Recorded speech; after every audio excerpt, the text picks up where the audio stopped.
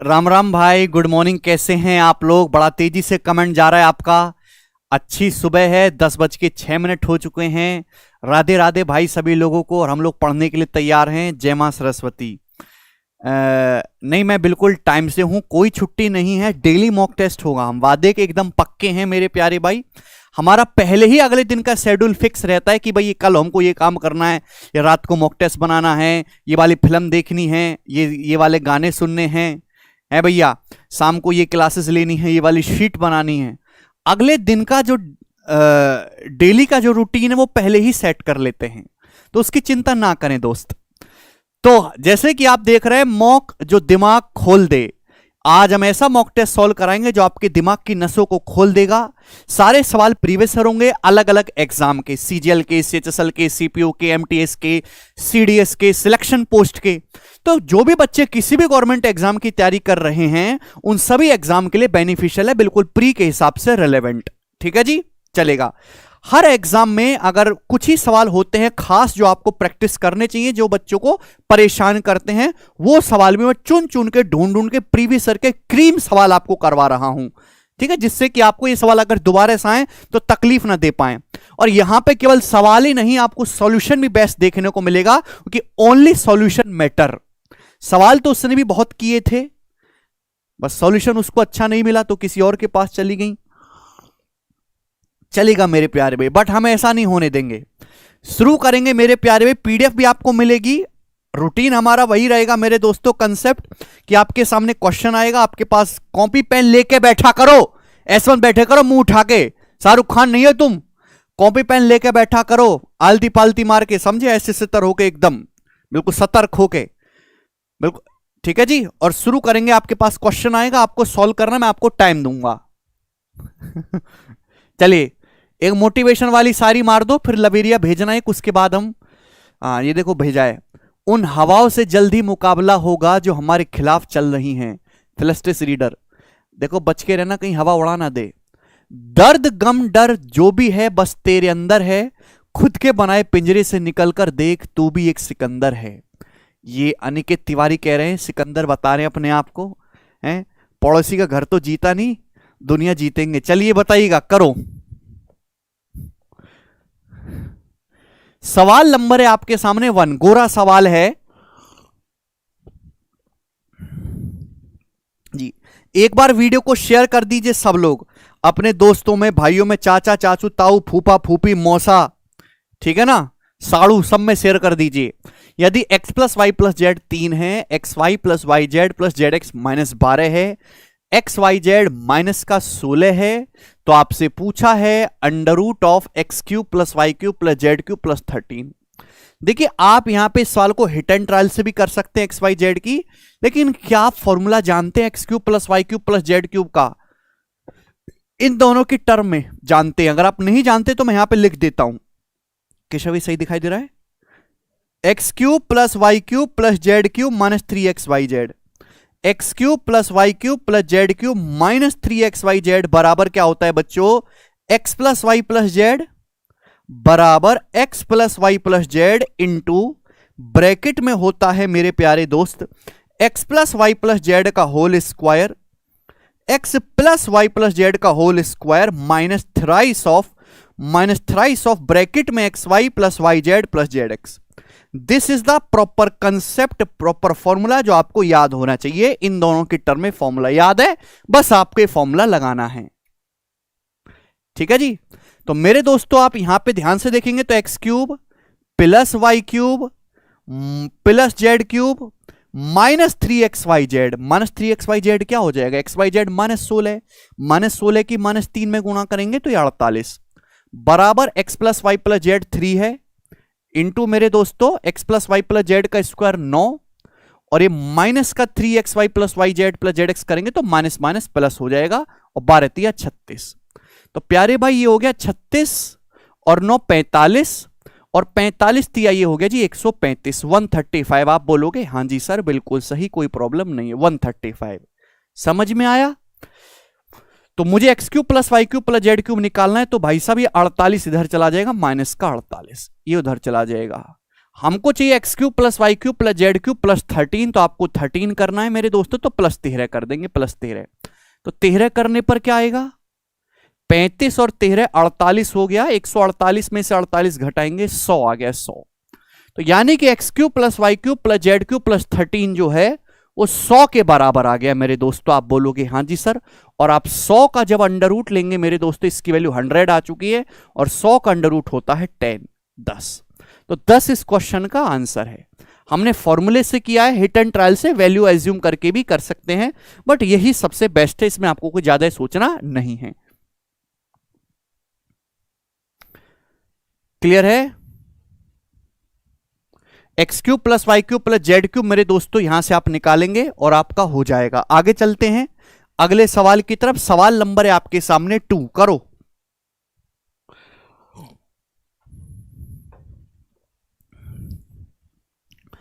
Point P and Q are on the side AB and BC respectively of a triangle ABC. P और Q क्रम से triangle ABC की भुजा AB और BC पर 2 point है, जहां B राइट एंगल है, समकोण है। AQ 11 है, PC 8 है, AC 13 है। PQ की लंबाई बताइएगा। सीजल 2020 का सवाल है, 4-5 सवाल आए थे सीजल के पेपर में, बताइएगा। देखिएगा बच्चों, इस सवाल को करने के लिए आपको कंसेप्ट पता होना चाहिए। अगर आपको कंसेप्ट नहीं पता है तो आपको समस्या होगी। मैं आपके सामने बताता हूं, ध्यान से सुनिएगा। भाई एक राइट एंगल ट्राइंगल है ABC, जिसमें B समकोण है, तो इस प्रकार से हो गया, ऐसे बना लेते हैं। दिखाई दिया? आप बोलोगे हाँ जी सर, अब दिखाई दिया। तो ये ABC राइट एंगल ट्राइंगल है जो B पर समकोण है। अब साइड AB और BC पर 2 पॉइंट है, P और Q। AB पर एक पॉइंट P है और BC पर मेरे दोस्तों एक पॉइंट Q है, और ये मिलाया गया है। ध्यान सुनिएगा, ये हमने ये C से P को मिलाया है और A से Q को मिलाया है। ठीक है जी, ये P और Q रैंडम पॉइंट है, मिड पॉइंट नहीं है। तो कंसेप्ट ये होता है कि जब भी ये एक समकोण त्रिभुज है, B पर राइट एंगल है, बात समझना मेरी बात को, क्लियर है? और ये लेग्स हैं, AB और BC राइट एंगल ट्राइंगल की 2 टांगे हैं, टांगों पर 2 पॉइंट है P और Q। जब भी ऐसा आपको दिखाई देगा तो AQ square plus CP square. Concept है AQ square plus CP square बराबर क्या होगा मेरे दोस्तों, बराबर होगा, ये हाइपोटीनस क्या है बच्चों, AC। हाइपोटीनस का स्क्वायर, हाइपोटीनस का स्क्वायर प्लस, और मेरे दोस्तों ये आपको लेंथ दिखाई दे रही है, आपको लेंथ दिखाई दे रही है PQ प्लस PQ का स्क्वायर। ये डायरेक्ट कंसेप्ट है, हर एक बच्चे को पता होना चाहिए। इसमें से आपको कोई भी 3 वैल्यू देगा और आपसे चौथी वैल्यू पूछ लेगा। कोई भी 3 वैल्यू देके आपसे चौथी वैल्यू यहां पे पूछ लेगा, है ना। ये AQ square plus CP square बराबर हाइपोटीनस AC का स्क्वायर और ये PQ का स्क्वायर। अब जैसे सवाल में यहां पे AQ 11 दिया है, तो 11 का स्क्वायर 121, PC आपको 8 दिया, 8 का स्क्वायर 64 बराबर AC आपको 13 दिया है, 13 का स्क्वायर 169, और आपसे क्या पूछा है, PQ पूछा है, PQ स्क्वायर। तो आप ये समझ रहे हैं कि जब इधर जाएगा तो -105, 121 में से 105 घटाएंगे 16, तो PQ का स्क्वायर जो आ गया वो 16 आ गया, यानी कि PQ की जो लंबाई है वो 4 सेंटीमीटर आ गई। डी ऑप्शन करेक्ट है। समझ में आया? तो मैं आपको साथ साथ कंसेप्ट भी बता रहा हूं कि इस सवाल में भाई ये वाला कंसेप्ट यहां पर इस्तेमाल हुआ है।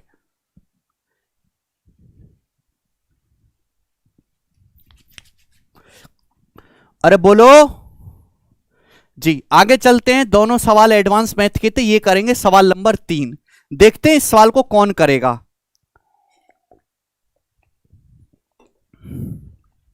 एक बार वीडियो को शेयर कर दीजिए सभी लोग और लाइक कर दो। ठीक है भाई, वीडियो को शेयर कर दीजिए सभी लोग।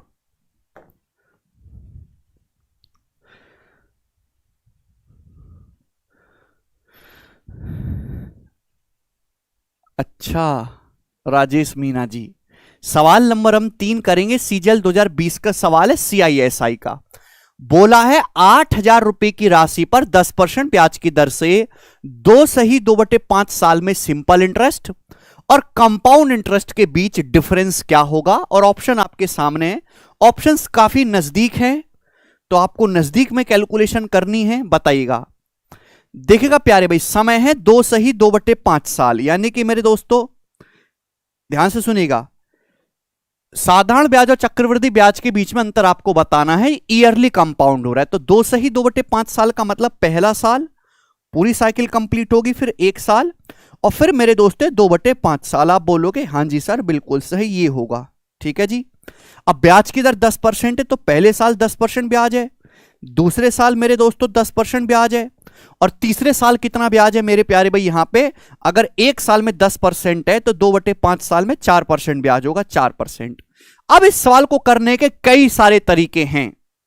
आप यहां पे ट्री मेथड से कर सकते हो, आप यहां पे कंपाउंड इंटरेस्ट, सिंपल इंटरेस्ट अलग अलग निकाल के कर सकते हो, कई सारे तरीके हैं। ट्री बना के भी करते हैं बच्चे, लेकिन ये डाटा बहुत इजी है तो मैं इफेक्टिव निकाल के कर लेता हूं। बताओ 10%, 10% और 4% का सक्सेसिव आपको कंपाउंड टेस्ट मिलेगा। तो कंपाउंड टेस्ट मिलेगा कितना? इन तीनों को जोड़ेंगे, अभी 10 10 20 4 24 प्लस फिर 2 की गुणा बटे 100, ये आ गया मेरे दोस्तों 100, 40 और 40 यानी कि 280।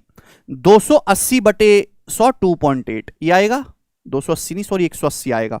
2 से गुणा करेंगे 100, 40 और 40, 180 बटे 100 1.8 प्लस तीनों की गुणा बटे 10,000, तीनों की गुणा आएगी 400, 400 बटे 10,000 यानी कि 0.04।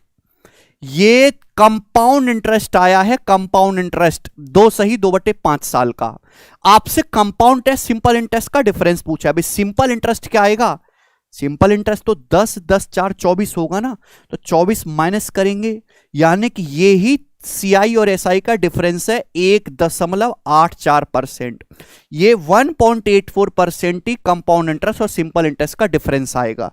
ये आपको लिखने की भी जरूरत नहीं है, डायरेक्ट यही आएगा मेरे दोस्तों। 2 की गुणा करके बटे 100, फिर तीनों की गुणा करके बटे 10,000। प्रिंसिपल कितना है? 8,000 रुपए। तो 8,000 रुपए का 1.84% मेरे दोस्तों आपको क्या मिलेगा? सीआईएसआई का डिफरेंस आएगा, ये कट जाएगा मेरे दोस्तों। तो 18 8 144 में 3.2 जोड़ेंगे तो 147.2 आंसर है, ये नहीं आएगा। यूनिट डिजिट मैच कर सकते हैं, 8 चौक 32 2 में आएगा, एंड में 2 यूनिट डिजिट खत्म।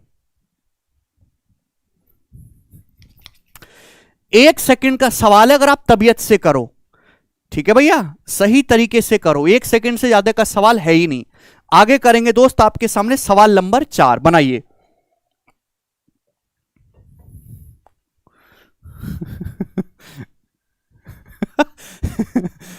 फेलेस्टेस रीडर जी कह रहे हैं, मैंने कहा दिलरुबा, उसने कहा पैसे दिखा। मैंने कहा पैसे नहीं, उसने कहा कैसे नहीं। मैंने कहा महंगाई है, उसने कहा जा आज से तू मेरा भाई है। फेलेस्टेस रीडर, बहुत अच्छी दुर्घटना हुई आपके साथ, तुम हादसों से बच गए हैं। सवाल नंबर 4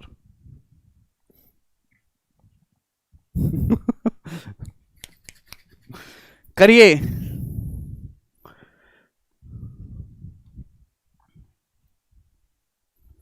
एक साल में 10% आर के वर्मा, तो 2/5 साल में क्या होगा? 10% का 2/5 4%। बोला 6 अंकों की संख्या है 493xy5, ये 125 से डिविजिबल है। 6 अंकों की ऐसी कितनी संख्याएं संभव है? 125 का डिविजिबिलिटी रूल जानते हो? देखो 5 का डिविजिबिलिटी रूल है कि लास्ट डिजिट 5 से कटना चाहिए। 25 का डिविजिबिलिटी रूल है कि लास्ट के 2 डिजिट 25 से कटने चाहिए। कोई भी नंबर 25 से तभी डिविजिबल होगा जब लास्ट के 2 डिजिट 25 से कटेंगे। इसी तरीके से 125 क्या है? 5 का क्यूब।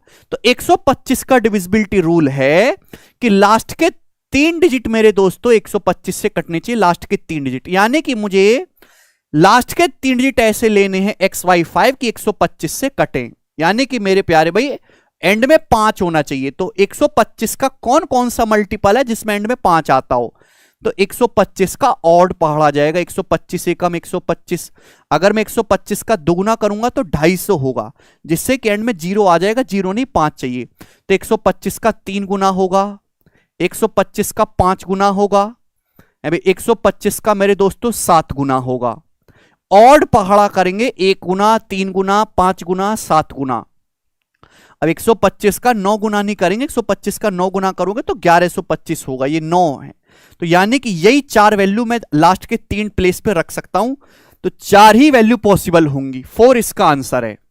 ऑड पहाड़ आपको देखना, ये आपको लिखने की जरूरत नहीं है, तो मैंने आपको समझाने के लिए लिखा कि भाई एंड में 5 टाइम्स होना चाहिए, तो 125 का ऑड मल्टीपल 1 बार, 3 बार, 5 बार, 7 बार।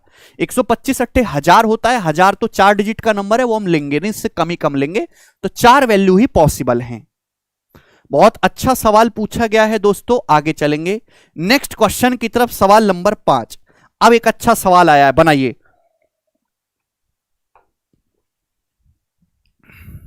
जी देखते हैं इस सवाल को कौन करेगा। सवाल की बड़ी लैंग्वेज को देख के आपको डरना नहीं है, सवाल बहुत सिंपल और साधारण है। A train travelled at 1/3 of its usual speed and hence reached the destination 30 minute after the schedule time.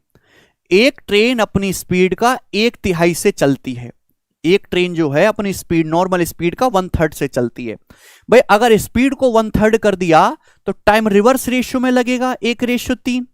अगर डिस्टेंस कांस्टेंट है तो स्पीड और टाइम का रेशियो रिवर्स होगा मेरे प्यारे भाई। स्पीड को ट्रेन ने 1/3 कर दिया, 1/3। स्पीड अगर 3 थी तो 1 कर दी, टाइम रिवर्स रेशियो में लगेगा।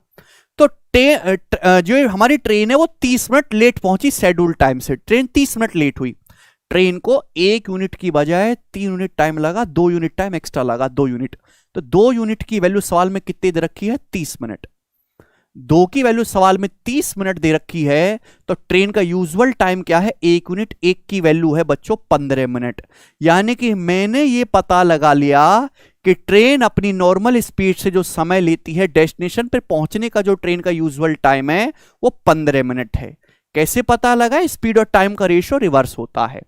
अब सवाल इसके आगे है, on it's return journey. Return journey में मेरे प्यारे दोस्तों, train initially travel at it usual speed for 5 minute. वापस आते समय, जब ट्रेन डेस्टिनेशन पे पहुंच गई, वापस आते समय ट्रेन 5 मिनट तक अपनी नॉर्मल स्पीड से चली। यानी कि 5 मिनट तक कोई दिक्कत नहीं है, ट्रेन अपनी नॉर्मल स्पीड से चल रही है। आप बोलोगे हां जी सर बिल्कुल सही, 5 मिनट तक। उसके बाद ट्रेन 4 मिनट के लिए एक इमरजेंसी के कारण रुकी रही। तो आपसे पूछा है ट्रेन को अपनी स्पीड को कितना बढ़ाना चाहिए, ट्रेन को अपनी यूजुअल स्पीड कितनी बढ़ानी चाहिए जिससे कि जो ट्रेन है शेड्यूल टाइम पर पहुंच सके, अप्रोक्स बताओ। भाई ट्रेन का जर्नी करने का यूजुअल टाइम क्या है? 15 मिनट है। ट्रेन को 15 मिनट में जर्नी करनी है। वापस आई, 5 मिनट तक नॉर्मल स्पीड से चली, यानी कि बाकी डिस्टेंस को जाना है ट्रेन को 10 मिनट में। 10 मिनट में जाना है। आप बोलोगे हां जी सर 10 मिनट में कवर करना है। ये जो डिस्टेंस है ट्रेन को कितने समय में कवर करनी है? 10 मिनट में। 5 मिनट तो रुकी, नॉर्मल स्पीड से चलिए, अब 10 मिनट में कवर करनी है। लेकिन इमरजेंसी आ गई मेरे दोस्तों, गाय आगे आ गई एक, तो 4 मिनट तक ट्रेन रुकी रही। तो 10 मिनट की बजाय अब ट्रेन को यह जर्नी 6 मिनट में कवर करनी पड़ेगी, क्योंकि 4 मिनट तक तो ट्रेन रुकी रही। तो भैया यानी कि टाइम 10 मिनट की बजाय 6 मिनट लगना चाहिए।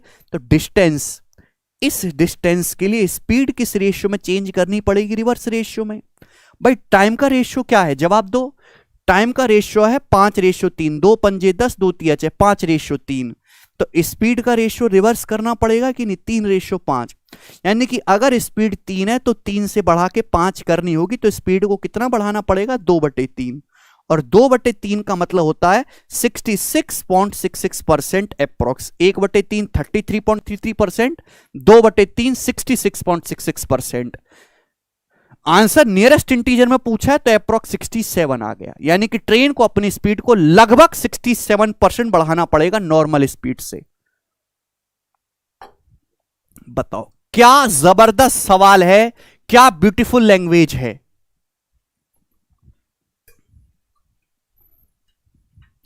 सारा सवाल में एक ही लॉजिक लग रहा है कि जो टाइम का रेशियो होगा उसका रिवर्स स्पीड का रेशियो होगा।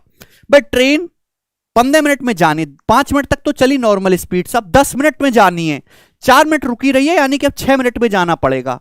तो जो टाइम 10 मिनट लगना था अब 6 मिनट में ही कवर करनी पड़ेगी। तो स्पीड को रिवर्स रेशियो में। बहुत बढ़िया है, आगे चलेंगे नेक्स्ट क्वेश्चन की तरफ। सवाल नंबर है 6 आपके सामने, बता दीजिए।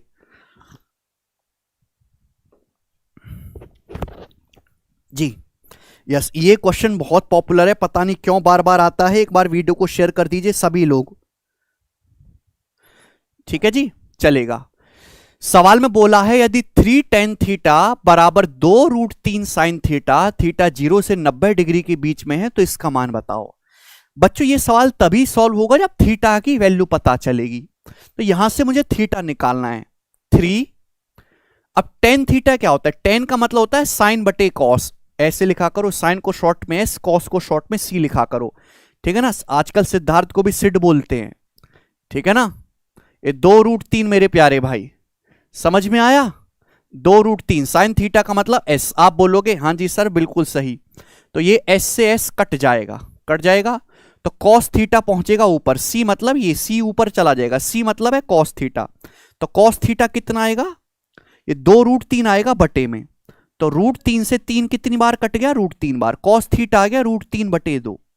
अगर कॉस थीटा √3/2 है तो थीटा 30 डिग्री रहा होगा कि कॉस 30 डिग्री की वैल्यू √3/2 होती है। तो यहां से बच्चों थीटा का मान 30 डिग्री आ गया। समझ में आ गया? आप बोलोगे हाँ जी सर बिल्कुल आया समझ में, थीटा 30 डिग्री है, ज्यादा टेंशन नहीं लेनी है। अब ये वैल्यू आप यहां रख दो 3/4। 3/4 मल्टीप्लाई। अब बताओ थीटा 30 है तो कॉसेक 60 कितना हो गया? कॉसेक 60 हो गया 2/√3। 2/√3 का स्क्वायर 4/3 प्लस कॉट 60, 30 दूनी 60, कॉट 60 क्या हो गया? 1/√3। 1/√3 का स्क्वायर 1/3 प्लस साइन 30, साइन 30 1/2, 1/2 का स्क्वायर 1/4 प्लस tan 60, 30 दूनी 60, tan 60 होता है √3, √3 का स्क्वायर आ गया जी 3। आप बोलोगे हाँ जी सर बिल्कुल सही, तो 3/4। अब 4/3 में 1/3 जोड़ूंगा तो 4 और 1 5/3 हो जाएगा, 5/3। क्लियर है? नीचे क्या बनेगा भाई? नीचे बनेगा 4 तिया 12 1 13, नीचे बनेगा 13/4। 13/4 लेकिन जब ऊपर जाएगा तो पलट के 4/13 हो जाएगा। नीचे 13/4 बनेगा, वो पलट के ऊपर 4/13 हो जाएगा। ये 3 4 कट गया, बचा क्या? 5/13 बचा। ये आंसर है 5/13 is the correct answer. Simple value रख के कैलकुलेशन करनी है, ए ऑप्शन सही है।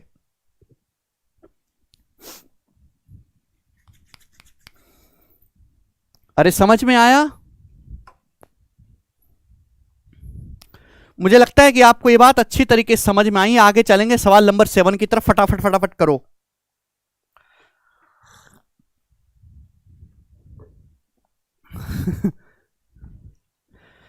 ये बहुत प्यारा सवाल है। This is one of the good quality question. सवाल में बोला है x+1 इंटू x+2 बराबर 1/x इंटू x-1 बराबर 0 है।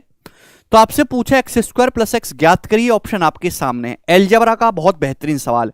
एक इक्वेशन है, एक वेरिएबल है, वैल्यू पुटिंग से तो होगा नहीं। सवाल में आपसे x² प्लस x पूछा है, इस पे आपकी नजर क्लियर होनी चाहिए कैसे आएगा।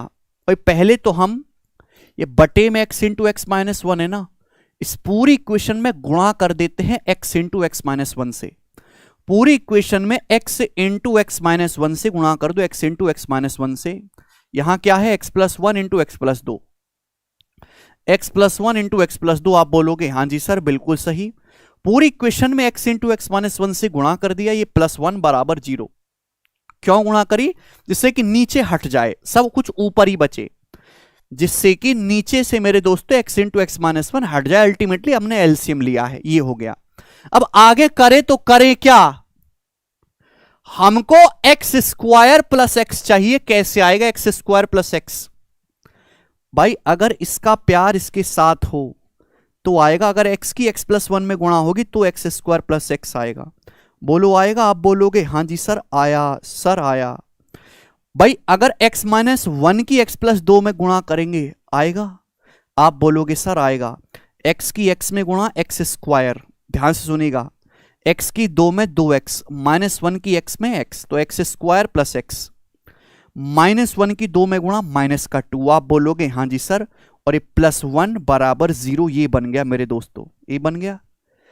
आप करोगे सर बहुत ही जबरदस्त सवाल, मजा आ गया।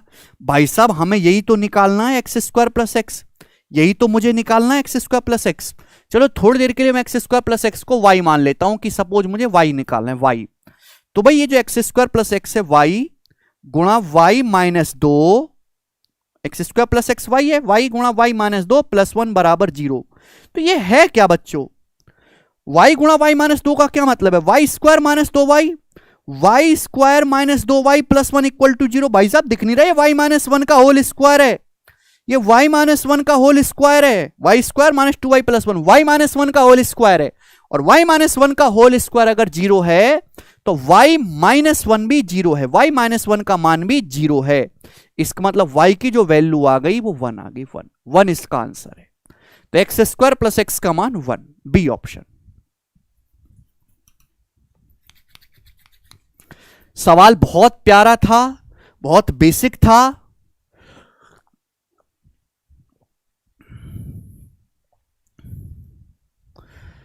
हर एक बच्चे ने सवाल किया, वेरी गुड। आगे चलेंगे, सवाल नंबर 8 ये बताइएगा, आईसीआर टेक्नीशियन 2022 का सवाल।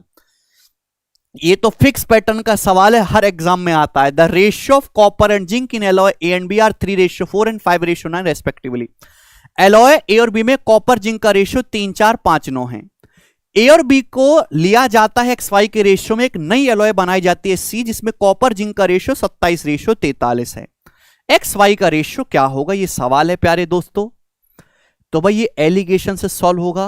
चाहे कॉपर पे फोकस कर लो, चाहे जिंक पे, इच्छा आपकी है, मैं कॉपर पे फोकस कर लेता हूं। भाई एलॉय ए में कितना कॉपर है, तो आप कहोगे सर 3, 4, 7, 7 में से 3 पार्ट कॉपर है।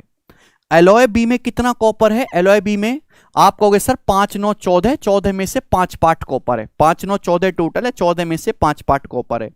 एलॉय ए और बी को मिलाया जाता है XY के रेशियो में, और जो नया एलॉय सी बनता है उसमें कॉपर जिंक का रेशियो क्या है, 27:43। तो कॉपर कितना है, 27 और 43, 70, 70 में से 27 मेरे दोस्तों कॉपर है। ये हो गया। आप जानते कि यहां पे एलिगेशन में कैलकुलेशन को आसान करने के लिए /7 है, यहां /14 है, यहां /70 है। ये पूरे एलिगेशन को क्या करते हैं, पूरे एलिगेशन को, इनका एलसीएम होता है 70, पूरे एलिगेशन को 70 से मल्टीप्लाई कर देते जिससे कि कैलकुलेशन कम रहे, अब कम इजी हो जाए। 7 से 70 में गुणा, ये 30 हो जाएगा है भाई, और ये 14 पंजे 70, 5 बच्चे 25 हो जाएगा। और यहां करोगे मेरे दोस्तों ये 27 हो जाएगा। अब आप लगाओगे तो कितना आएगा मेरे दोस्तों, 2, और इसमें से घटाओगे 3, 2:3। तो एलॉय ए और एलॉय बी को 2:3 के अनुपात में मिलाना पड़ेगा। ए ऑप्शन इसका आंसर है, 2:3 के रेशियो में। ये वो सवाल है जिसने कोई ऐसा एग्जाम नहीं छोड़ा जिसमें ये ना आया हो, अलग अलग डाटा बदल के।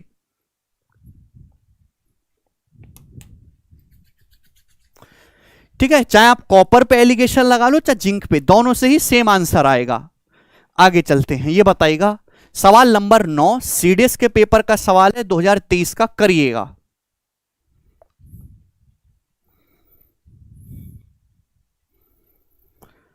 बोला है 65 की पावर 99 को 11 से भाग करने पर शेषफल क्या आएगा। 65 की पावर 99 को 11 से डिवाइड करने पर क्या शेषफल आएगा मेरे प्यारे में, बताइएगा। देखो इस सवाल को करने के तरीके बहुत सारे हैं, पर आप जानते कि जैसे 65 है, 65 को अगर 11 से भाग करूं तो क्या शेषफल आएगा।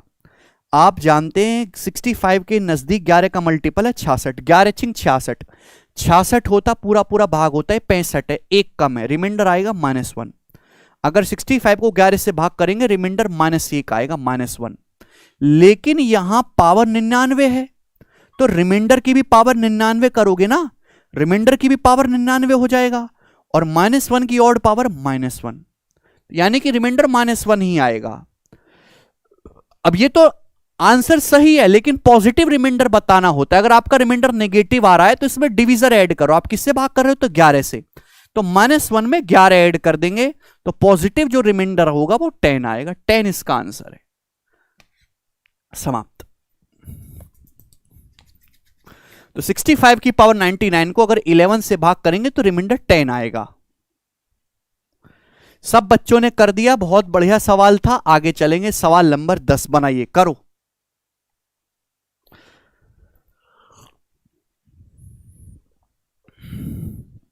जी, सवाल की बड़ी लैंग्वेज को देख के डरना नहीं है।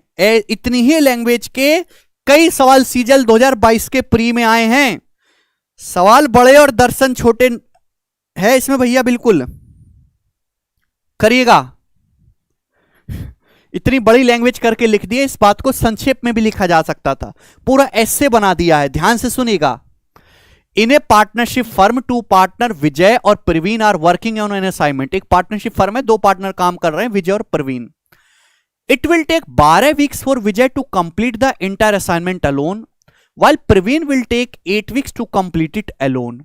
बोला है विजय को पूरा काम करने में 12 सप्ताह लगते हैं, 12 वीक, जबकि प्रवीण को अकेले पूरा काम करने में 8 वीक लगते हैं, 8 वीक। ठीक है। ड्यू टू वर्क प्रेशर, काम के प्रेशर की वजह से they decided to work on that assignment on alternate week basis. काम का दबाव ज्यादा है, बॉस ने डंडा कर रखा है भैया, तो दोस्तों उन्होंने सोचा कि हम काम अल्टरनेट करेंगे, एक दिन तू कर एक दिन मैं। पहले वीक जो है प्रवीण काम करेगा पहले वीक, और सेकंड वीक में विजय काम करेगा, और सोन ऐसे ही चलेगा, पहले प्रवीण फिर विजय, फिर पहले प्रवीण काम करेगा फिर विजय, फिर प्रवीण फिर विजय, फिर प्रवीण फिर विजय। तो आपसे पूछा कितने सप्ताह में काम पूरा हो जाएगा यदि वो अल्टरनेट वीक बेसिस से काम करते हैं। तो कितना इजी सवाल है। कल सवाल को खींच के बड़ा किया, 12 और 8 का एलसीएम 24। तो मैंने मान लिया कि जैसे टोटल वर्क जो वो 24 यूनिट है, तो विजय की एफिशिएंसी कितनी है 2, प्रवीण की एफिशिएंसी कितनी है मेरे प्यारे भी 3। ये हो गया। तो पहले सप्ताह कौन काम करेगा, पहले सप्ताह प्रवीण काम करेगा 3 यूनिट, फिर अगले वीक विजय काम करेगा, विजय है विनय है, अरे कोई भी हो विजय। तो यानी कि हर 2 वीक में कितना काम होगा 5 यूनिट। हर 2 वीक्स में पहले प्रवीण फिर विजय, फिर प्रवीण फिर विजय, 5 यूनिट काम होगा, 5 यूनिट। लेकिन काम करना कितना है 24। तो 5 का कौन सा मल्टीपल है 24 के नजदीक 25। अगर मैं दोनों तरफ 5 से मल्टीप्लाई कर दूं तो इस हिसाब से 10 वीक में 5 बच्चे 25 यूनिट काम हो जाएगा, 10 वीक में 25 यूनिट काम। लेकिन आपको तो काम 24 यूनिट ही करना है, 1 यूनिट काम आपको कम करना है। तो कम किससे करवाएंगे, सबसे आखिरी हफ्ते में किसने काम किया होगा, आखिर में काम किया होगा विजय ने काम किया होगा। विजय 1 हफ्ते में 2 यूनिट काम करता है, 1 हफ्ते में 2 यूनिट, विजय की एफिशिएंसी 2 है, तो 1 यूनिट काम करेगा विजय 1/2 वीक में। यानी कि जो समय लगेगा 10 से आधा कम 9.5 वीक लगेगा पूरा होने में। सी ऑप्शन आंसर है 9.5 वीक।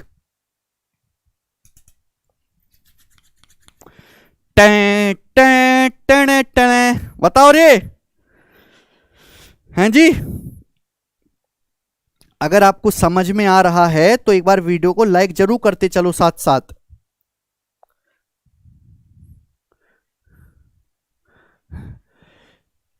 अनिकेत तिवारी कह रहे हैं किसी और से धोखा खाने से अच्छा है हमारे साथ चलो मोमोज और गोलगप्पे खाएंगे। अनिकेत तिवारी वो तो ठीक है, पर गोलगप्पे मोमोज का पैसा कौन देगा। गोलगप्पे 20 के 3 कर दिए पता है, 20 के 3, और पानी मांगो तो मुंह बनाता है ऊपर से वो एंड में, और लास्ट में फुचका देने वाली सर्विस भी बंद कर दी है दही सॉट का। ये बताइएगा। सवाल नंबर 11 एमटीएस का सवाल है, बताइएगा। एमटीएस के सवाल भी नहीं बताओगे तो फिर क्या ही बताओगे तुम, फिर तो अच्छा हुआ वो तुम्हें छोड़ के चली गई।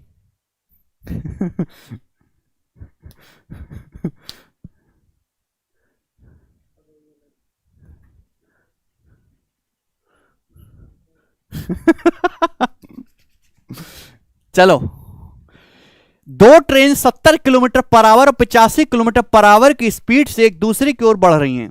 उन दोनों ट्रेनों की लंबाई 210 मीटर और 255 मीटर है। वे एक दूसरे को पूरी तरह से पार करने में कितना समय लेंगी। देखिए, समय बराबर होता है टाइम बराबर डिस्टेंस बटे रिलेटिव स्पीड। जब भी 2 ट्रेन एक दूसरे को पार करती तो कितनी डिस्टेंस जाती हैं, दोनों की लंबाई का सम L1 प्लस L2। अब 210 प्लस 255 कितना आएगा जी, 465 मीटर, 465 मीटर बटे रिलेटिव स्पीड। दोनों ट्रेन जो हैं एक दूसरे की ओर बढ़ रही हैं, एक दूसरे की ओर, यानी कि दोनों ट्रेन अपोजिट डायरेक्शन में आ रही हैं। दोनों ट्रेन एक दूसरे की ओर चल रही है अपोजिट डायरेक्शन में। अपोजिट डायरेक्शन में रिलेटिव स्पीड क्या होगी, S1 plus S2, relative speed S1 plus S2। तो रिलेटिव स्पीड आएगी 70 प्लस 85 यानी कि 155। 155 किलोमीटर पर आवर है, मीटर पर सेकंड में 5/18, मीटर पर सेकंड में 5/18। अब बताओ क्या होगा जी।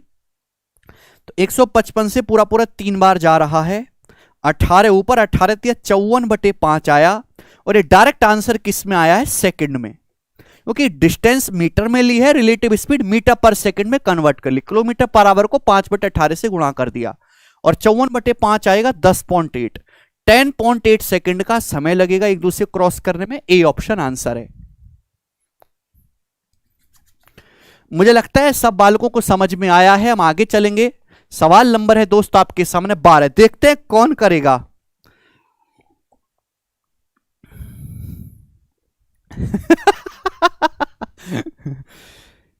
एक वस्तु किसी निश्चित कीमत पर बेची जाती है, यदि उसे इस मूल्य के 70% पे बेचा जाता है तो 10% का लॉस होता है। मूल विक्रय मूल्य पर बेचने से कितने प्रतिशत का लाभ होगा? मूल विक्रय मूल्य पर बेचने से बताइएगा। बहुत प्यारा सवाल है, मीठा सवाल है, प्रॉफिट लॉस का फेमस क्वेश्चन है। बोला एक आर्टिकल को किसी निश्चित कीमत पर बेचा जाता है, हमें नहीं पता, लेकिन यदि इस मूल्य के 70% पे बेचा जाए, 70% की फ्रैक्शन वैल्यू क्या होते हैं? 7/10 आ रहा है। तो मैंने मान लिया कि एक वस्तु की जो निश्चित कीमत है, जो ओरिजिनल सेलिंग प्राइस है, वो 10 है। एक वस्तु को आप ओरिजिनल 10 रुपए में बेचते हो, लेकिन जब आप 10 का 70%, 10 रुपए का भी 70% क्या होता है? 7। जब आप 7 रुपए में बेचते हो तो आपको 10% का लॉस होता है। अगर सामान पे 10% का लॉस हुआ, कॉस्ट प्राइस हमेशा 100% होता है, 100% पे 10% का लॉस हुआ तो सामान बिका कितने में? 90% में। तो 7 की जो वैल्यू है वो 90% के बराबर है। बोला है ओरिजिनल प्राइस पर बेचने से कितना लाभ होगा? ओरिजिनल प्राइस कितना है? 10 यूनिट। तो 10 यूनिट में बेचने से क्या होगा भैया? अगर 7 की वैल्यू 90% है तो 1 की वैल्यू है 90/7, 10 की वैल्यू है गुणा 10 यानी कि 900/7%। क्लियर है? आप बोलोगे हां जी सर बिल्कुल सही। मेरे प्यारे भाई 900/7 का मतलब होता है 100 है भी मेरे दोस्तों, 100 + 200/7। आप बोलोगे हां जी सर। मेरे प्यारे भी 100% से जो भी एक्स्ट्रा है या कम है वही आपका प्रॉफिट लॉस है। 100% से कितना एक्स्ट्रा में बिका? 200/7 में, यही आपका प्रॉफिट होगा। 200/7% प्रॉफिट है। 900/7% में सामान बिका, 100% से कितना ज्यादा है? 200/7 ज्यादा है, यही आपका प्रॉफिट हो जाएगा। 7 की वैल्यू दी है, 10 की वैल्यू पूछी है और इसमें कुछ भी नहीं था। बड़ा आसान सवाल था, हर बच्चा समझ पाया। आगे चलेंगे। सवाल नंबर 13, करो जल्दी से, करना पड़ेगा।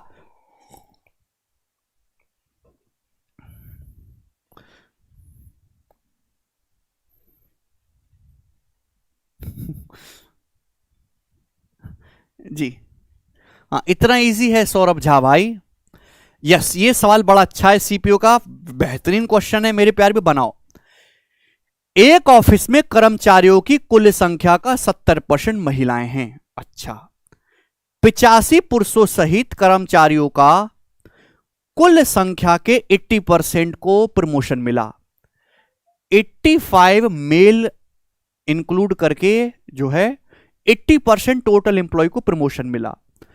यदि 105 फीमेल एम्प्लॉय हैं तो आपसे पूछा है फीमेल एम्प्लॉय का मेरे दोस्तों कितने % को प्रमोशन मिला है फीमेल एम्प्लॉय का? क्या आप ये सवाल कर सकते हैं? बताओ कौन करेगा? ध्यान सुनेगा हैं भाई। एक बात बताओ, फीमेल कितनी है? एक ऑफिस में 70% फीमेल है। 70% की वैल्यू जो है 105 दी है सवाल में। फीमेल कितनी है? 70%। टोटल कर्मचारियों का 70% फीमेल है, यानी कि टोटल कितना है मेरे प्यारे भाई? फिर टोटल लोग कितने? 100% की वैल्यू क्या होगी?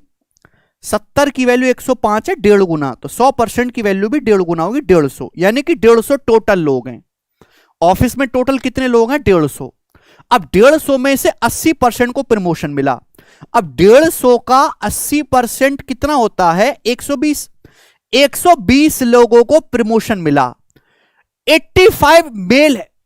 80% of the total number of employee including 85 males got promotion. ये लाइन बड़ी इंपॉर्टेंट है कि टोटल में से 80% को प्रमोशन मिला 120 लोगों को, और इन 120 लोगों में से भी 85 मेल हैं, 85 पुरुष हैं।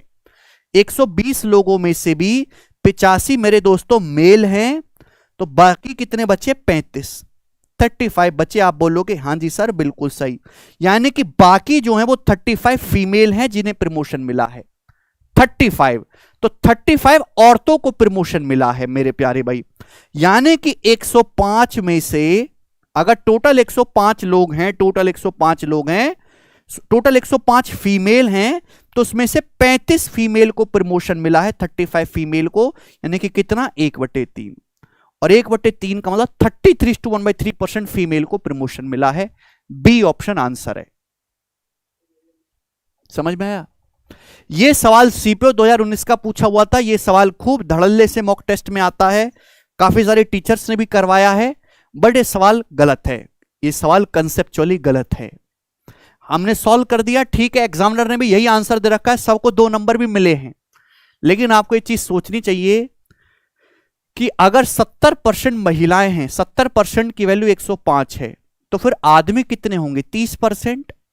30% की वैल्यू आएगी जी 45। आप बताओ 45 तो टोटल आदमी है, तब प्रमोशन 85 का कैसे कर दिया उसने? देखो 45 तो टोटल आदमी, प्रमोशन 85 का कैसे कर दिया? कैसे कर दिया? ये तो धोखा हुआ, किराए पे लाके प्रमोशन कर रहा है क्या? यानी कि सॉल्व जो है मेरे प्यारे भाई हो गया, उत्तर भी आ गया, मॉक टेस्ट में भी आ गया, एसएससी ने 2 नंबर भी बांट दिए, टीचर्स ने भी करवा दिया, लेकिन है नहीं सवाल में जो डाटा है वो गलत सेट किया गया है, लेकिन ऑप्शन 33 से 1/3% जो है ये दे रखा था, इसलिए मैंने करवाया है। ये इम्प्रैक्टिकल क्वेश्चन। आगे करेंगे सवाल नंबर 14। सारे काम हो गए। क्या आदमियों को साड़ी पहना दी।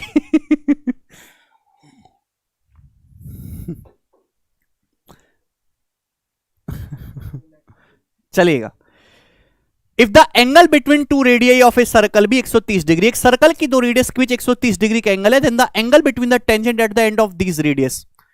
तो आपसे पूछा इन दोनों रेडियस के एंड पे टेंजेंट के बीच जो एंगल है, उन टेंजेंट के बीच जो एंगल है वो क्या होगा? 50 डिग्री का होगा। 180 माइनस 130 कैसे? ध्यान से सुनेगा, बहुत प्यारा सवाल है, बढ़िया इसकी लैंग्वेज है, पेपर में डायग्राम बना के आता है। ये सवाल मुझे लैंग्वेज की फॉर्म में मिला, मैं आपको तुरंत करवाऊंगा भाई साहब। एक सर्कल है, सर्कल की 2 रेडियस है मेरे प्यारे भी, इस प्रकार से सर्कल का सेंटर हो गया, और इसकी जो 2 रेडियस हैं, और इन दोनों रेडियस के बीच में ये एंगल 130 डिग्री का है, 130 डिग्री का। अब बोला है इन त्रिज्याओं के अंत में खींचेगी स्पर्शरेखा, इन त्रिज्याओं का अंत में स्पर्शरेखा खींचेगी, ये स्पर्शरेखा खींची और ये स्पर्शरेखा खींची। सपोज यहां पे मिलते, तो इन स्पर्श रेखाओं के बीच ये कोण बनना, ये कोण कितने डिग्री का होगा? आप जानते कि ये दोनों एंगल जो होते हैं सप्लीमेंट्री होते हैं, क्योंकि ये 90 डिग्री होगा टेंजेंट रेडियस के बीच में, ये 90 होगा। अगर 90 90 180 हो गया तो इन दोनों का सम भी 180 होता है। 130 डिग्री है तो ये 50 डिग्री होगा। 50 डिग्री सवाल का आंसर था। चित्र बनाने की जरूरत नहीं है, मैंने आपको समझाने के लिए बनाया है केवल। सारा प्रोजेक्शन आपको दिमाग में क्लियर होना चाहिए। सवाल नंबर 15 बनाइएगा।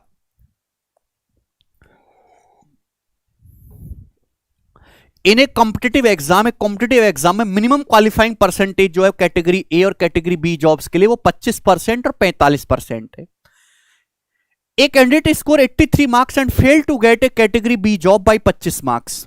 अच्छा, एक कैंडिडेट जो है वो 83 मार्क्स लाता है और फेल हो जाता है कैटेगरी बी की जॉब लेने से 25 मार्क्स से। ओके, तो मिनिमम क्वालिफाइंग मार्क्स कितने हैं कैटेगरी ए की जॉब को सिक्योर करने के लिए? भगवान जाने कैसे कैटेगरी बनाई है, कैटेगरी ए में कम चाहिए, कैटेगरी बी में ज्यादा है। तो कॉम्पिटिटिव एग्जाम में जो मिनिमम क्वालिफाइंग परसेंटेज है कैटेगरी ए के लिए 25% है, बी के लिए 45% है। तो एक स्टूडेंट जो है 83 नंबर लाता है और 25 मार्क्स से फेल हो गया कैटेगरी बी की जॉब लेने में, यानी कि 83 में अगर वो 25 नंबर और ले आता, 83 से 25 नंबर और एक्स्ट्रा लाता, यानी कि अगर वो 108 नंबर लाता तो उसे कैटेगरी बी की जॉब मिल जाती, यानी कि उसको 45% मार्क्स मिल जाते मिनिमम। तो 45% की वैल्यू सवाल में 108 दी है 45% की।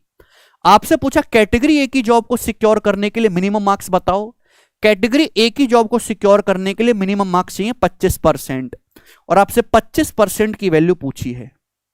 यही ना सवाल है।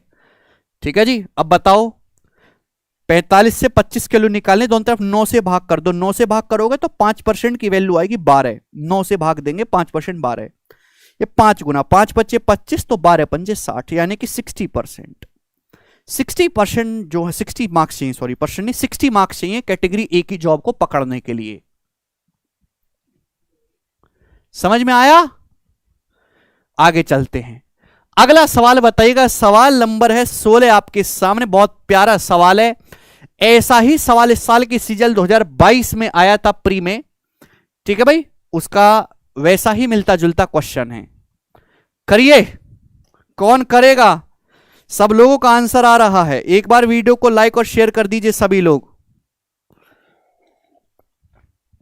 जितने बच्चे पढ़ते हैं उतने लाइक क्यों नहीं होते यार? वीडियो पे इतनी मेहनत से मैं आपके लिए करवा रहा हूं। हैं 2200 स्टूडेंट पढ़ रहे हैं, अभी 15 सवाल भी कर लिए हमने। बोला है आपके सामने चित्र दिया है। चित्र क्या है? सर्कल का क्वाड्रेंट है, चतुर्थांश है, सर्कल का 1/4 हिस्सा। EF 4 है, ये BC 2 है। तो आपसे पूछा शेडेड रेक्टेंगुलर रीजन, ये आयत है, आयत का क्षेत्रफल आपको बताना है। बताओ, इसका क्षेत्रफल बताना है। भाई साहब ये सवाल तभी सॉल्व होगा जब इस आयत की आपको भुजा पता चलेगी, क्योंकि रेक्टेंगल का एरिया होता है लंबाई गुणा चौड़ाई। अब वो कैसे निकलेगा? भाई मैंने क्वाड्रेंट की रेडियस को मान लिया r, माइनस क्वाड्रेंट की जो रेडियस है वो r है। तो बताओ ये रेडियस r है, त्रिज्या r है, ये 4 है, तो ये कितना होगा? r minus 4।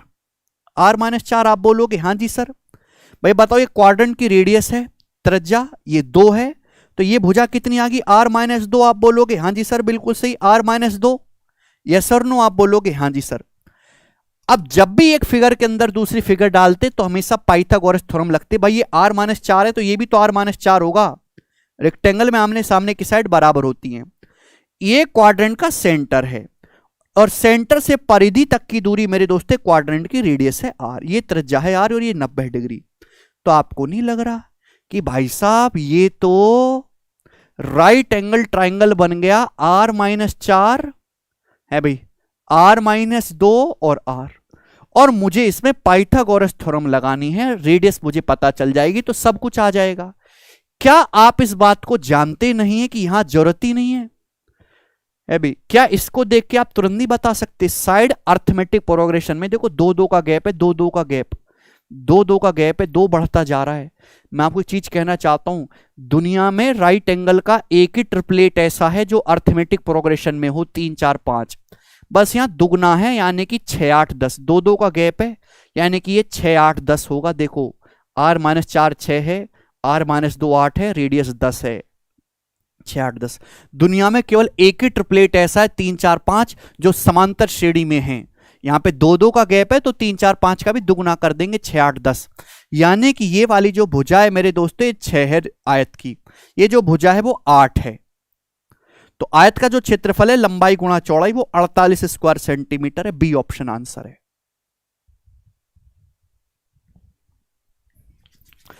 सवाल में मेरे दोस्तों कुछ करना ही नहीं है, बहुत जबरदस्त बेसिक कंसेप्चुअल सवाल सभी बच्चों के लिए। आगे चलेंगे, बताएंगे सवाल नंबर 17 बनाओ दोस्त। यस, ICAR टेक्नीशियन 2022 का one of the good quality question partnership का। अरे मजा आया?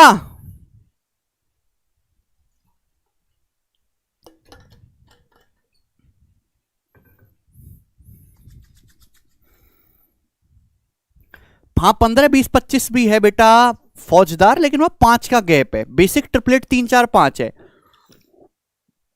जी। A and B started a business with their capital in the ratio 9:13। ए और बी ने बिजनेस शुरू किया है अपना पैसा 9:13 के रेशियो में इन्वेस्ट करके। तो दो बंदे हैं ए और बी, उन्होंने एक बिजनेस शुरू किया, पैसा लगाया है 9:13 के रेशियो में। ठीक है भाई साहब, they agreed to share the profit in the ratio of their investment. वो इस बात पर राजी हो गए, भाई जो जितना पैसा लगाएगा वो उतना प्रॉफिट लेगा। सी ज्वाइन द बिजनेस, सी ने बिजनेस को ज्वाइन किया विद द कंडीशन, इस कंडीशन के साथ कि ए बी सी सारा प्रॉफिट आपस में इक्वल बांटेंगे। एक बंदा आया सी, बीच में घुस गया, बोला भाई साहब मैं बेबी आपके साथ बिजनेस करूंगा लेकिन हम तीनों आपस में प्रॉफिट इक्वल इक्वल बांटेंगे। अब ए और बी तो नाराज हो जाएंगे कि मेहनत करें हम और प्रॉफिट बांट दे बराबर बराबर। C pays a sum of 3,08,000 as a premium for goodwill. C ने 3,08,000 रुपए पे किए हैं सहानुभूति के रूप में। तो आपसे पूछा है बी को कितना शेयर मिलेगा इस प्रीमियम में से, बताएगा। एक बात बताओ, दो बंदे हैं ए और बी जो एक बिजनेस में इन्वेस्ट करते हैं 9:13 के रेशियो में, ठीक है जी। एक और बंदा आ जाता है बिजनेस में सी। सी कहता है भाई साहब हम तीनों आपस में प्रॉफिट बराबर बराबर बांटेंगे, इक्वल इक्वल, यानी कि इक्वल इक्वल करना है। अभी ए और बी के बीच कितना प्रॉफिट हो रहा है, 9 + 13 22। 13 और 9 कितना हो रहा है मेरे दोस्तों, 22। तो 22 को तीन लोगों में बराबर बराबर बांटोगे तो फ्रैक्शन में चला जाएगा। तो एक काम करते हैं, इस पूरे रेशियो को 3 से गुणा कर लेते हैं। 3 नाम 27 और ये 13 तिया 39। आप बोलोगे हाँ जी सर बिल्कुल सही। यानी कि ए और बी प्रॉफिट जो है वो ए 27 यूनिट प्रॉफिट लेता है, बी 39 लेता है। टोटल कितना हो गया जी 66। 27 + 39 66 हो गया टोटल प्रॉफिट। सी कहता है तीनों में बराबर बराबर बांटेंगे। बराबर बराबर बांटेंगे मतलब 66 को बराबर बराबर बांटोगे तीन लोगों में तो बटे 3 हो जाएगा। लेकिन तीनों को कितना मिलेगा, 22 22 22 प्रॉफिट मिलना चाहिए। पहले ए को 27 मिलना था, बी को 39। रेशियो को 3 से गुणा कर दिया जिससे कि तीन लोगों में आसानी से बांटा जा सके। तो इस हिसाब से क्या हो गया भाई, ए को प्रॉफिट 27 मिलना था, 22 ही मिला, तो ए का तो 5 का नुकसान हो गया ना। बी को प्रॉफिट कितना मिलना था बच्चों, ए का 5 का नुकसान हो गया। बी को प्रॉफिट मिलना था 39, 22 ही मिला, बी को 17 का नुकसान हो गया। तो भाई इस नुकसान की भरपाई के लिए ही तो सी बोला है भाई साहब मैं बहुत अच्छा आदमी हूं, तुमको एक 3,08,000 रुपए का एक प्रीमियम दूंगा, आपका नुकसान नहीं होने दूंगा। तो भाई 5 + 17 कितना होता है 22। टोटल 22 यूनिट देना पड़ेगा गुडविल के तौर पे, और दिया कितना है 3,08,000 रुपए। आप बोलोगे हम जी सर बिल्कुल सही। आपसे पूछा है बी को कितना शेयर मिलेगा इस प्रीमियम में, तो बी को शेयर मिलेगा 17 यूनिट, 17 यूनिट। 17 यूनिट की वैल्यू मेरे दोस्तों आपसे पूछी गई थी, बस इतना सवाल है। 17 का मल्टीपल भी चेक कर सकते हैं, सारे ही है। तो 22 से कितनी बार जाएगा मेरे दोस्तों ये बताओ, 22 से कम 22 और 8, 22 चौक 88, 14,000 बार जा रहा है मेरे दोस्तों। तो आंसर भी 17 का 14,000 गुना होगा, यानी कि आंसर के एंड में आएगा 3 0 और फिर आएगा 8, यानी कि ऑप्शन सी है 2,38,000 रुपए।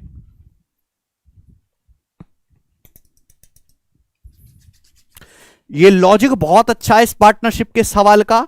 आप लोगों ने इस लैंग्वेज का सवाल नहीं किया होगा कि भाई ए और बी ने पैसा इन्वेस्ट किया 9:13 के रेशियो में, प्रॉफिट भी 9:13 के रेशियो मिलना चाहिए। सी आया बोला प्रॉफिट को तीनों बराबर बराबर बांटो। बराबर बराबर बांटेंगे तो 3 से मल्टीप्लाई कर दिया, 66 हो गया, 66 को तीनों लोगों में बराबर बराबर दिया, 22 22 22। तो भाई ए का प्रॉफिट 5 कम मिलेगा, बी को 17 कम मिलेगा, तो दोनों 22 का नुकसान हो गया दोनों को। उसी के लिए सी ने 3,08,000 रुपए दिए हैं, तो सी को कितना मिलना चाहिए 17 यूनिट। मजा आया, जबरदस्त सवाल है दोस्तों। आगे चलेंगे, सवाल नंबर 18 सीडीएस 2021 का बेहतरीन सवाल एकदम। देख रहे हैं सारी जनता इसको गलत करेगी ज्यादातर।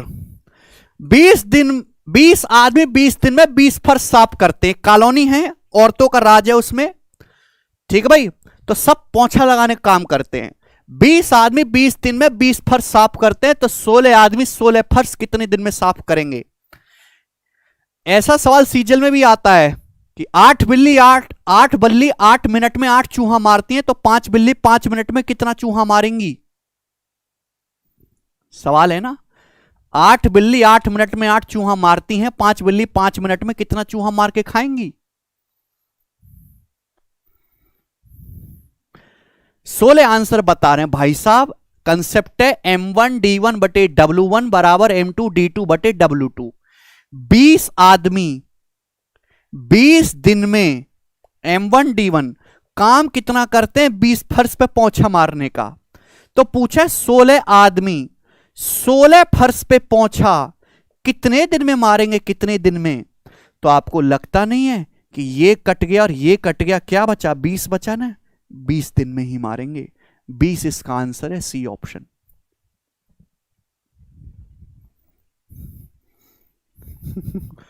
ठीक है। आदि पुरुष फिल्म में पूछा था ये क्वेश्चन ना। हाँ, अगला सवाल करेंगे भाई साहब, सवाल नंबर 19। बताइएगा, कितना प्यारा सवाल है आपके सामने, करके बताना पड़ेगा आपको। नहीं बताओगे तो भैया हम नाराज हो जाएंगे। अभी खत्म होने वाला है मॉक टेस्ट, जल्दी से सब लोग 3000 लाइक करवा दीजिए अब वीडियो पे सभी।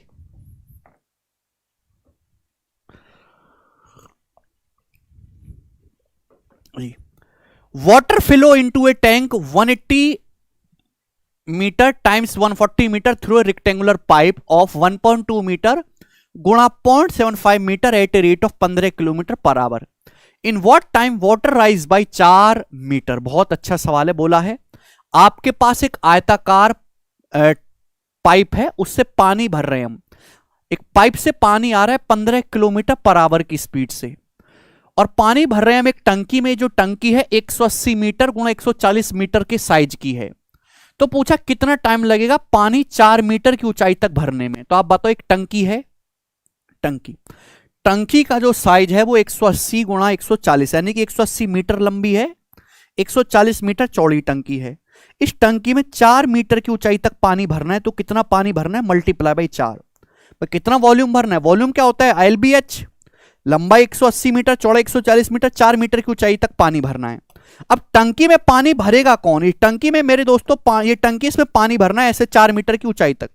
टंकी में पानी भर रहा है मेरे दोस्तों एक पाइप, ऐसे एक पाइप है, रेक्टेंगुलर पाइप। ये पाइप मेरे दोस्तों पानी भर रहा है, तो पाइप से जितना पानी निकलेगा उतना ही जो टंकी में भरा जाएगा। टंकी में हमको इतना पानी भरना है, LBH।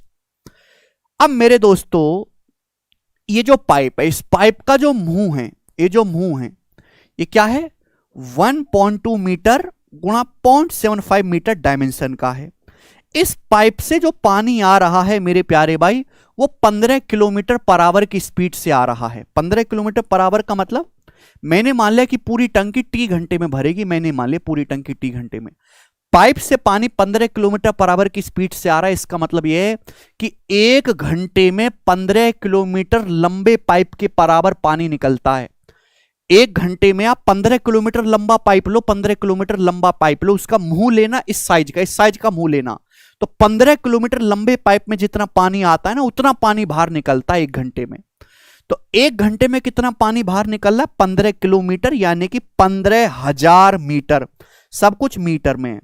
तो 1 घंटे में पाइप से इतना पानी बाहर निकला, 1 घंटे में, रेक्टेंगुलर पाइप है। T घंटे में पूरा टैंक भरेगा, तो मल्टीप्लाई बाई T। T घंटे में भरेगा, दिस शुड बी इक्वली, बराबर कर देते हैं। तो जो टैंक आपको भरना उसका वॉल्यूम, पाइप से जो पानी T घंटे में निकला उसका वॉल्यूम, वॉल्यूम को बराबर कर दो। तो अगर ऐसे सवालों को सॉल्व करना है तो हम वॉल्यूम को बराबर करते हैं। समझ में आया? आप बोलोगे हाँ जी सर बिल्कुल सही, केवल हमको कैलकुलेशन करनी है। 3 जीरो से दशमलव कट जाएगा भैया, ये 15 गुणा 12 180 से 180 कट जाएगा है भाई। और कुछ कटेगा क्या? 75 मेरे दोस्तों, 5 से जाएगा 28 बार, और 5 से चला जाएगा 15 बार। तो टाइम आएगा 28 चौका 112 बटे 15 आवर। और तो कुछ कटेगा नहीं है, ठीक है जी।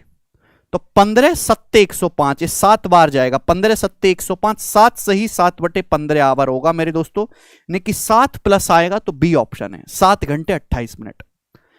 1 बटे 15 घंटे 4 मिनट होता है, 4 सत्ते 28, तो 7 घंटे 28 मिनट आएगा। 7 घंटे से ज्यादा आ रहा है ना, तो 7 घंटा 28 मिनट। बहुत जबरदस्त इजी सवाल है, मजा आया होगा करके। अगला हम सवाल करेंगे बच्चों, सवाल नंबर है आपके सामने 20। 2017 मींस का सवाल है, सभी बच्चे ध्यान देंगे और इसका उत्तर भी बताएंगे हमें।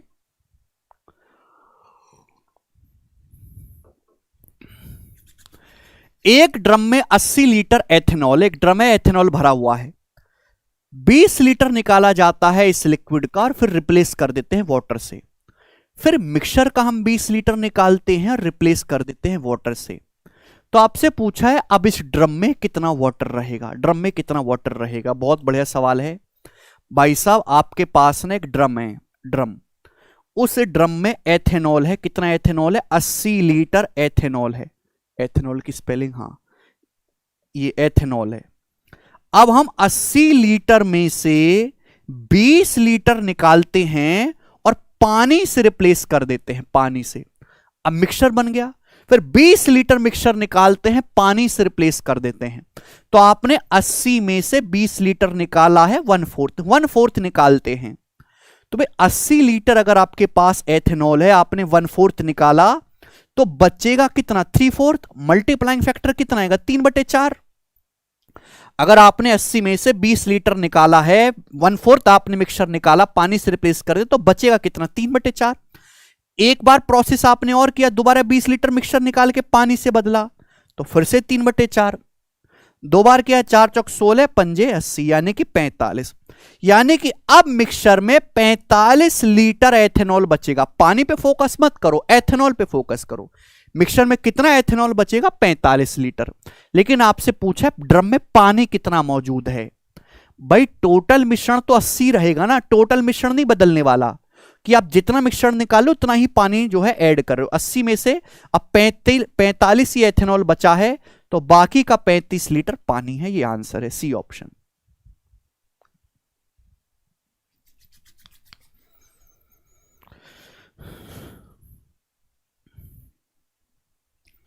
बहुत ही बेहतरीन सवाल था, सभी बच्चों को समझ में आया होगा। आगे चलेंगे।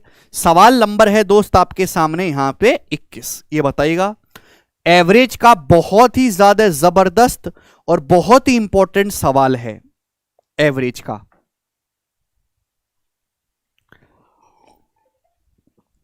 नए मिक्सचर का रेशियो मल्टीप्लाइंग फैक्टर से भी कर सकते हैं। बोला है 26 संख्याओं का एवरेज 54 है।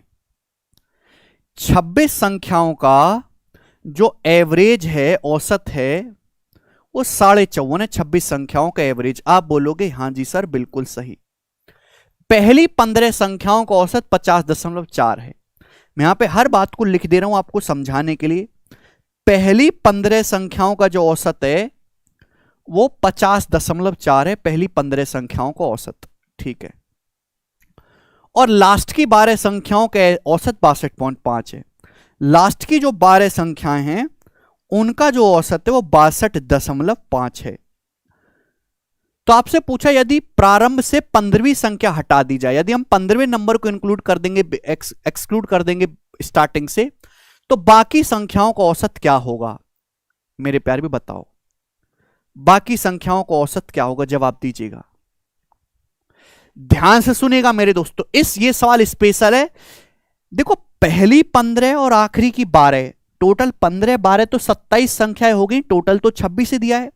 यहां पे जो 15वां नंबर है वो 2 बार इंक्लूड हो गया। अगर आपके पास 26 संख्याएं टोटल है, तो पहली 15 संख्याएं और आखिर की 12 संख्याएं, तो जो 15वां नंबर है, 15th नंबर, ये 2 बार आ गया। ये पहली 15 संख्याओं में भी आता है, ये बाद की 12 संख्याओं में भी आता है, ये दोनों में आता है। आप बोलोगे हां जी सर। तो अगर बच्चों मैं आपसे यही पूछने लगूं कि बताओ 15वां नंबर क्या है, 15वां नंबर, ये सवाल ये भी बन सकता है कि 15वां नंबर क्या है। भाई 26 संख्याओं के एवरेज 54 है, तो हम एवरेज से कंपेयर करेंगे। 54 से 50.4 कितना कम है? तो आप कहोगे सर 4.1 कम है। 4.1 कितनी संख्याओं के लिए? 15 संख्याओं के लिए। तो 4.1 गुणा 15 कितना आएगा दोस्तों? माइनस का 61.5। आप बोलोगे हां जी सर बिल्कुल सही।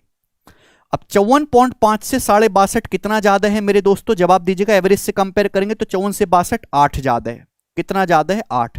कितनी संख्याओं का? 12 संख्याओं का। तो 12 8 96, यानी कि 96। तो 96 में से अगर 61.5 घटाएंगे तो कितना आएगा? ये आएगा 34.5। 34 और 61 95 है भाई, और ये 1 हो जाएगा 96। 34.5 आया। तो ये हम एवरेज से कंपेयर करते हैं। तो यानी कि अगर आपसे ये पूछा होता कि 15वां नंबर क्या है, तो 15वां नंबर अगर आपसे पूछता तो आप ये बता देते कि एवरेज 54 से 34.5 ज्यादा है, यानी कि 89। 89 15वां नंबर अगर आपसे पूछता, क्लियर, 89 आएगा ना। हाँ, लेकिन सवाल में 15वां नंबर नहीं पूछा, सवाल में पूछा 15वें नंबर को अगर हटा दो तो बाकी संख्याओं का एवरेज क्या रहेगा।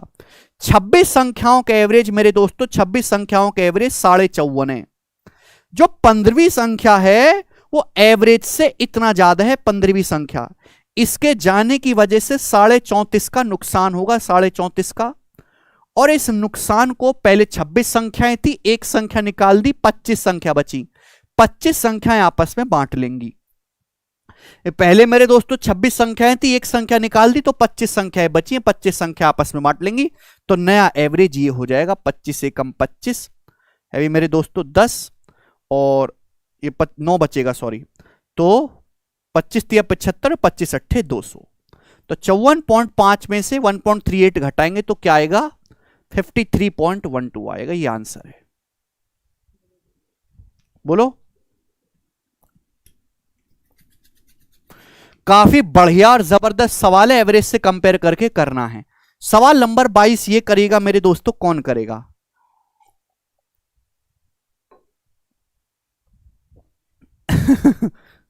जी, किसी वस्तु को 12% और 8% के दो सक्सेसिव डिस्काउंट के बाद 54,120 में बेचा जाता है, उस वस्तु का अंकित मूल्य क्या है। ये ऑप्शन है। देखो सवाल के ऑप्शन काफी दूर दूर है, तो आप इसको अप्रोक्स भी कैलकुलेट कर सकते हो, अदरवाइज ये सवाल रेशियो से भी हो जाएगा। हर कोई जानता है एक वस्तु पे 12% का और 18% का डिस्काउंट दिया। 12% की फ्रैक्शन वैल्यू कितनी है बच्चों, 3/25, यानी कि 25 पे मेरे दोस्तों 3 का डिस्काउंट दे तो सामान कितने में बेचा है, 22 में। 18% की फ्रैक्शन वैल्यू क्या है बच्चों, 9/50, 18% की, यानी कि 50 पे 9 का डिस्काउंट दिया तो बेचा कितने मेरे दोस्तों, 41 में। आप बोलोगे हाँ जी सर बिल्कुल सही, 2 से कट जाएगा 11 बार है भी, तो आ जाएगा 11, और ये नीचे कट जाएगा 25 बार, तो 11 गुणा 41/625, 11 गुणा 41 बटे ये 625 आ गया। ये क्या आ गया मेरे दोस्तों, ये वस्तु के मार्क प्राइस, डिस्काउंट देने, मार्क प्राइस पे डिस्काउंट देने के बाद क्या आता है, सेलिंग प्राइस। ये वस्तु के मार्क प्राइस और सेलिंग प्राइस का रेशियो आ गया, रेशियो। बोलो, सवाल में सेलिंग प्राइस क्या बोला है वस्तु का, 54,120 रुपए बोला है, 54,120 रुपए, यही तो है। बताओ कितने गुना है। देखिए पहले 11 से काट लेंगे तो 11 चौक 44, 10 11 99 और 11 दूनी 22, फिर 41 से मेरे दोस्तों चला जाएगा 41, 1 41, 8 41 दूनी 120 गुना हो गया, तो 625 की वैल्यू भी 120 गुना होगी मेरे दोस्तों। 600 का 120 गुना 72,000 और 3,000, 75,000 आंसर है, सी ऑप्शन। 75,000 इस सवाल का एकदम करेक्ट आंसर हो जाएगा। एमआरपी ये हमने किया रेशियो से, मल्टीप्लाइंग फैक्टर से। आप इसको अप्रोक्स भी कर सकते हो मेरे दोस्तों। आप कहोगे सर अप्रोक्स कैसे, ऑप्शंस तक काफी दूर दूर हैं। जैसे अगर एक वस्तु पे 12% और 18% की छूट दी गई तो कितनी छूट दी गई है, 12 और 18 का सक्सेसिव क्या होता है, 12 + 18 माइनस 12 गुणा 18 216/100, 12 + 18 30, 30 में से 2 घटाएंगे तो लगभग आ गया जी ये 28%, यानी कि अप्रोक्स 28% डिस्काउंट दिया गया 12 18 का सक्सेसिव। अगर 28% डिस्काउंट दिया गया है तो सामान बिका कितने में, 72% में। 100% में 18% डिस्काउंट दिया गया तो लगभग 72% में बिका। 72% की वैल्यू आपको दी है और आपसे 100% की वैल्यू पूछी है। 72% की वैल्यू देखो, आप जानते हैं कि 18 चौक 72, 18 तिया 54, लगभग 54,000 ये ना, यानी कि कितने गुना मेरे दोस्तों, 750 गुना, लगभग 750 गुना हो रहा है अप्रोक्स में। तो 100% भी 75,000 के नजदीक आएगा, ये उत्तर हो गया। तो अप्रोक्स कैलकुलेशन भी कर सकते हैं, दोनों ही रास्ते आपके पास हैं। ये बताइएगा सवाल नंबर 23 करो दोस्त। सवाल सेचसल के पेपर का है, बहुत इजी सवाल है, मतलब ये पूरे मॉक टेस्ट का सबसे आसान सवाल है। बोला है एक्स वाई जेड का रेशियो 3 4 5 है, आपसे इसका रेशियो पूछा है x बटे वाई, तो x बटे वाई कितना आ जाएगा बच्चों, 3/4 रेशियो y बटे जेड, y बटे जेड कितना आ जाएगा बच्चों, ये 4/5। तीसरा रेशियो क्या है मुझे कोई जरूरत ही नहीं, मैं केवल इन्हीं को सॉल्व करूंगा। पहले दोनों रेशियो आने चाहिए, 15/16, पहले दोनों रेशियो सिंप्लीफाई करने पर क्रॉस मल्टीप्लाई करो, 15:16 आने चाहिए। क्या 15:16 का रेशियो है? नहीं। क्या 15:16 का रेशियो है? नहीं। क्या 15:16 का रेशियो है 3 गुना? हां जी है। कि 15:16 का रेशियो है? नहीं। ये अकेला ऑप्शन जो 15:16 का रेशियो दे रहा है, ये आंसर है।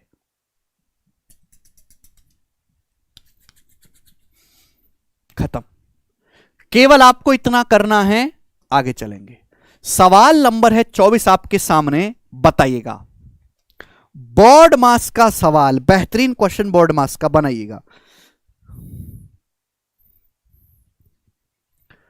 द वैल्यू ऑफ दिस, आप जानते हैं पहले ब्रैकेट सॉल्व होता है, यहां कोई ब्रैकेट है ही नहीं, फिर ऑफ सॉल्व होता है, फिर डिवीजन, फिर मल्टीप्लीकेशन, फिर एडिशन, फिर सब्ट्रैक्शन। तो आपसे पूछा इसकी वैल्यू क्या होगी, तो ध्यान से सुनिएगा मेरे दोस्तों, स्टेप बाय स्टेप। 9 गुणा 6 डिवाइडेड बाई 24, ये हो जाएगा भैया, फिर प्लस आ गया ना, तो पहले डिवाइड सॉल्व करेंगे, ऐसा 6/6 डिवाइड बाई 24 1/4, तो हो जाएगा 9/4। आप बोलोगे हां जी sir plus 8 divided by 2 of 5, ऐसा मत कर देना कि 8 की 2 में भाग करके 4, फिर 4 की 5 में गुणा करके 20 कर दो। पहले ऑफ सॉल्व होगा 2 ऑफ 5, 2 ऑफ 5 मतलब 10, 2 ऑफ 5 10 हो गया मेरे दोस्तों, तो 8/10 आएगा 4/5, फिर माइनस आ गया ना, माइनस आ गया। 30 डिवाइडेड बाई 4 ऑफ 4, 4 ऑफ 4 हो गया 16। अब 30 डिवाइडेड बाई 16 कितना आ गया भाई, 2 से जाएगा ये आपका 15/8, 2 से जाएगा आपका 15/8। फिर ये 27 गुणा 5 डिवाइडेड बाई 9, तो 27 गुणा 5 डिवाइडेड बाई 9 करेंगे तो 9 से 27 आपका 15 हो जाएगा, 15 प्लस। ये आया मेरे दोस्तों, क्लियर है? आप बोलोगे हां जी सर बिल्कुल सही, कोई परेशानी नहीं है। ठीक है, देखो ना, ये सवाल ना आगे आपको करने की जरूरत भी नहीं है, पता है कैसे? ये है 15 और ये नंबर बिल्कुल मरे हुए हैं, बिल्कुल मरे हुए, यानी कि आंसर 15 के नजदीक है। अगर 250 को 8 से भाग देंगे तो ये तो भैया 2 तो 30 से पार चला गया, 30 से पार। ये 490, 480 को 8 से भाग देंगे तो 60 से पार चला गया। ये 240 को 8 से भाग देंगे तो 30 से पार चला गया। ये अकेला ऑप्शन है जो 15 के नजदीक है। 40 का 15 गुना करेंगे 600, ये अकेला ऑप्शन जो है 15 के नजदीक है, ये आंसर होना चाहिए। बाकी तो 15 की आत्मा से तक पार निकल गए, खत्म, आगे करने की जरूरत नहीं है, बस यही छोड़ दो। ठीक है, वैसे भी नीचे 5 जरूर आना है, यहां 5 जरूर आएगा। 5 तो आप ये भी कर सकते हो कि नीचे 8 5 कैल्शियम 40 आएगा। बोलिए 24वां।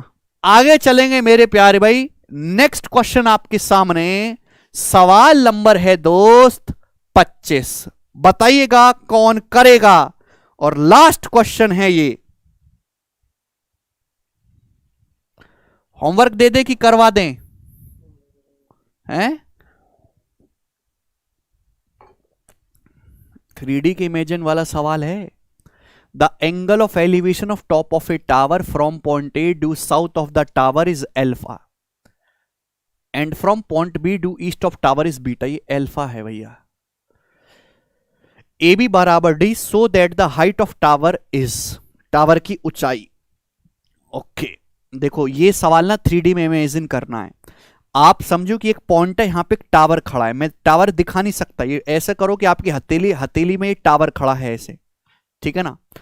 तो इस टावर के साउथ में एक पॉइंट ए है, इस टावर के साउथ में, साउथ है यहां पर कोई पॉइंट ए है, और इस यहां पे ये टावर खड़ा है, सपोज पॉइंट ओ पर टावर खड़ा है, पॉइंट ओ पर, और इस टावर के टॉप का जो एलिवेशन एंगल है पॉइंट ए से एल्फा है, और टावर के ईस्ट में एक पॉइंट बी है, टावर के ईस्ट में पूरब में एक पॉइंट बी है। अब यहां पे टावर खड़ा है, आप पॉइंट बी से देखते हो तो टावर के टॉप का एलिवेशन एंगल बीटा है। जो ए बी है वो डी दिया है सवाल में, जो ए बी है मेरे दोस्तों ए से बी तक की दूरी वो डी दी है। तो आपसे पूछा है टावर की हाइट।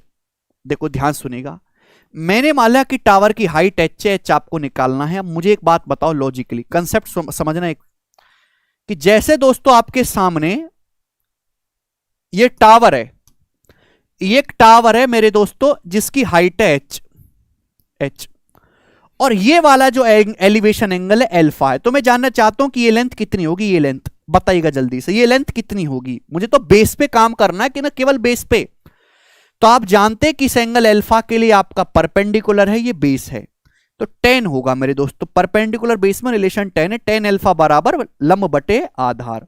तो क्वेश्चन मार्क जो आएगा h बटे 10, h बटे 10 आएगा, यानी कि h कॉट अल्फा आएगा। यानी कि अगर एक टावर खड़ा है h हाइट का, आप उसको यहां से देखते हो तो बेस पे जो दूरी होगी वो h कॉट अल्फा होगी। ये कंसेप्ट आपको पता होना चाहिए मेरे प्यारे भाई। तो यहां पे तो यही लगेगा ना भाई साहब, ये जो ओ ए बी है जमीन पे पॉइंट है, जमीन पे रहो, हवा में मत उड़ो। ये टावर है, टावर के जब टॉप को आप देखते हो पॉइंट ए से तो एलिवेशन एंगल अल्फा है। टावर की हाइट को मैंने h माना है, तो ये जो लेंथ है h कॉट अल्फा होगी। आप बोलोगे हाँ जी सर। पॉइंट बी से जब आप देखते हो टावर को, तो टावर के टॉप का जो उन्नयन कोण है वो बीटा है, तो ये जो लेंथ है h कॉट बीटा होगी, h कॉट बीटा OB, और ये 90 डिग्री है। बोलो लग गया पाइथागोरस थ्योरम। पाइथागोरस थ्योरम लगाओगे तो h square cot square alpha plus h square cot square beta. Clear है? आप बोलोगे हाँ जी सर, बराबर क्या हो गया, d स्क्वायर आ गया। अब h का मान निकालना है तो अंडर रूट लोगे, तो d बटे under root cot square alpha plus cot square beta. Cot square alpha plus cot square beta, ये सवाल का आंसर है। बहुत बढ़िया सवाल था, 3D इमेजिनेशन आपको करना है, ए ऑप्शन।